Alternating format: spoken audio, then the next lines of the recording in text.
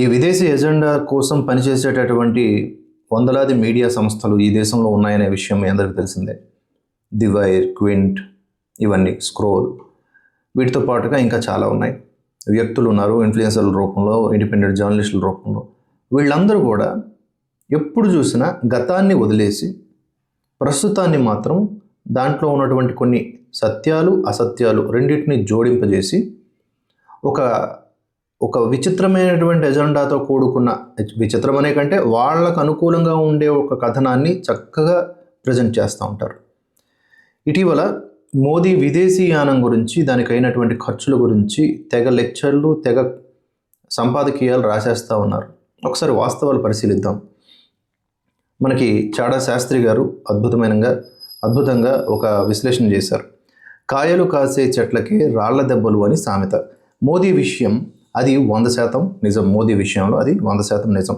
పని రాక్షసుడిలాగా దేశం కోసం 24 గంటలు పనిచేస్తూ ప్రతి క్షణం ప్రతి పనికి తిట్లు తింటూ ఉంటాడు. ఒక్కరోజు కూడా సెలవు తీసుకోలేదు.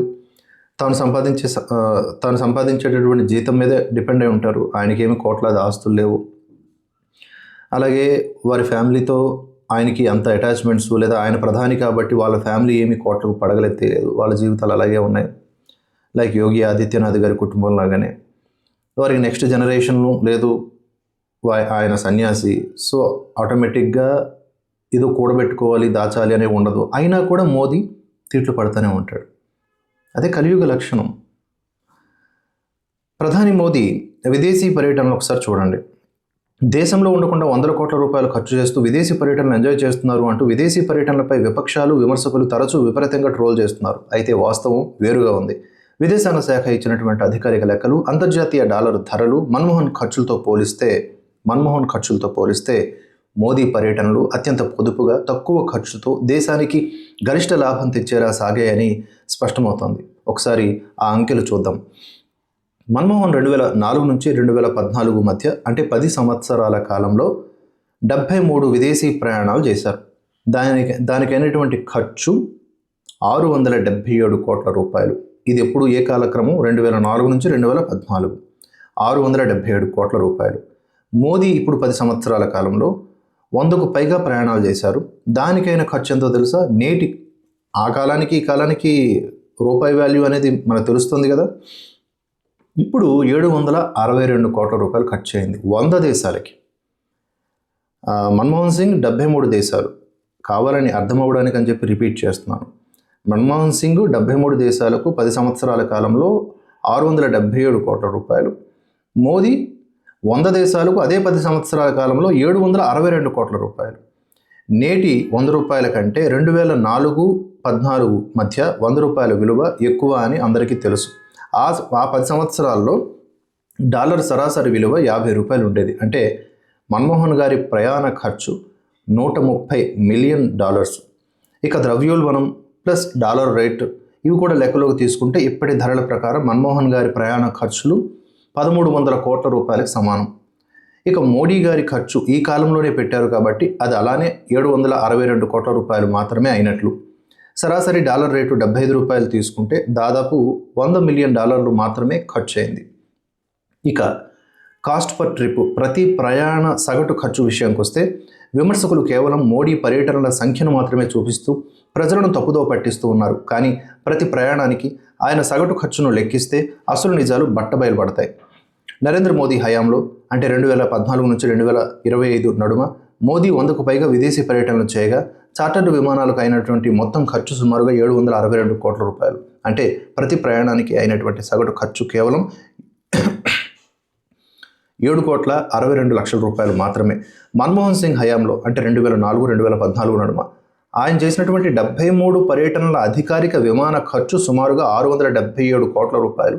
నాటి ద్రవ్యోల్బణాన్ని నేటి కొనుగోలు శక్తి ప్లస్ డాలర్ రేట్ విలువతో పోల్చి చూస్తే ఆ మొత్తం విలువ దాదాపుగా 1300 కోట్ల రూపాయలకు సమానం. అంటే మన్మోహన్ సింగ్ హయాంలో ప్రతి ప్రయాణానికి సగటున దాదాపుగా 17 కోట్ల రూపాయలు, 17.5 కోట్ల రూపాయలు.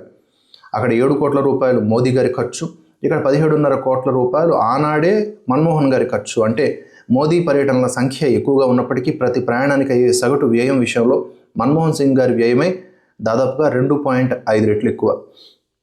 అంతర్జాతీయ ప్రయాణాలు, విమాన ఇంధనం, బస ఖర్చులు అన్ని డాలర్స్లోనే చెల్లిస్తారు. ఈ కోణంలో చూసినప్పుడు మోదీ ప్రభుత్వం దేశ ఖజానాకు ఎంత డబ్బు ఆదా చేసిందో అర్థమవుతుంది. మన్మోహన్ సింగ్ హయాంలో డాలర్ సగటు రేటు 50 రూపాయలుగా ఉండేది. ఆ రేటు ప్రకారం వారి పర్యటనల బడ్జెట్ దాదాపుగా $135 మిలియన్. మోదీ హయాంలో రూపాయి విలువ తగ్గి సరాసరి డాలర్ రేటు 70 నుంచి 75 రూపాయలకు పెరిగింది. డాలర్ రేటు అంతగా పెరిగినప్పటికీ మోదీ పర్యటనల మొత్తం ఖర్చు కేవలం $100 మిలియన్ మాత్రమే. అంటే డాలర్ రేటు పెరగడం వల్ల రూపాయల్లో ఖర్చు ఎక్కువగా కనిపిస్తోంది తప్ప అంతర్జాతీయ కరెన్సీ పరంగా చూస్తే మోదీ పర్యటనల ఖర్చు చాలా తక్కువ. పన్నుల సొమ్మును ఆదా చేసినటువంటి మోదీ మార్క్ పొదుపు సూత్రాలు. ఎక్కువ దేశాలు తిరిగిన మోదీ ఖర్చును ఎలా తగ్గించగలిగారనే విషయానికి వస్తే దానికి గల కారణాలు 3. 1. రాత్రి ప్రయాణాలు. మోదీ తన విదేశీ పర్యటనలు అన్నీ కూడా రాత్రి వేళల్లో హోటళ్లలో బస చేయడానికి గరిష్టంగా తగ్గించారు. పగటిపూట మీటింగులు ముగించుకొని రాత్రి వేళల్లో విమానంలోనే నిద్రపోతూ తదుపరి దేశానికి ప్రయాణించే పని రాక్షసుడి షెడ్యూల్ను ఆయన అనుసరించారు. దీనివల్ల విదేశీ హోటల్స్ లగ్జరీ సూట్స్ మరియు స్థానిక రవాణా ఖర్చులు భారీగా మిగిలాయి. నెక్స్ట్ మల్టీనేషనల్ పర్యటనలు. అంటే ఒకసారి విమానం ఎక్కితే వరుసగా 3-4 దేశాలు చుట్టూ రావడం మోదీ శైలి. దీనివల్ల ప్రతి దేశానికి విడివిడిగా ఢిల్లీ నుండి వెళ్ళేటటువంటి విమాన ఇంధన ఖర్చులు, టేకాఫ్, ల్యాండింగ్ ఛార్జీలు దేశానికి ఆదా అయ్యాయి. ఇక ఆ తర్వాత మీడియా జల్సాలకు చెక్. గత ప్రభుత్వాల కాలంలో దేశంలోని ప్రముఖ మీడియా సంస్థల జర్నలిస్టులు వందల సంఖ్యలో ప్రభుత్వ ఖర్చులతో ప్రధాని అధికారిక విమానంలో లగ్జరీగా ప్రయాణించి లగ్జరీ హోటల్స్లలో బస చేసేవారు. మోదీ రాగానే ఈ ఉచిత పద్ధతిని పూర్తిగా రద్దు చేశారు. జర్నలిస్టులు రావాలనుకుంటే తమ సొంత ఖర్చులతోనే రావాలని స్పష్టం చేయడంతో ఈ ఖర్చు భారీగా తగ్గింది. చివరగా మన్మోహన్ సింగ్ గారి 10 సంవత్సరాల పాలనలో 1,300 కోట్ల రూపాయలు ఖర్చు చేసి 73 పర్యటనలు చేస్తే దేశానికి వచ్చిన విదేశీ పెట్టుబడులు ఎంతో తెలుసా? విదేశీ పెట్టుబడులు $300 బిలియన్. అదే మోదీ గారు 762 కోట్ల రూపాయలు ఖర్చు చేసి 10 సంవత్సరాల కాలంలో 100కు పైగా విదేశీ పర్యటనలు చేస్తే వచ్చినటువంటి విదేశీ పెట్టుబడులు సుమారుగా $700 బిలియన్. దేశ భవిష్యత్తు కోసం పొదుపుగా ఖర్చు పెట్టి చేసినటువంటి విదేశీ పర్యటనలను కూడా వినోదయాత్రలుగా విమర్శించడం అనేది చూస్తున్నాం. అదే శోచనీయం.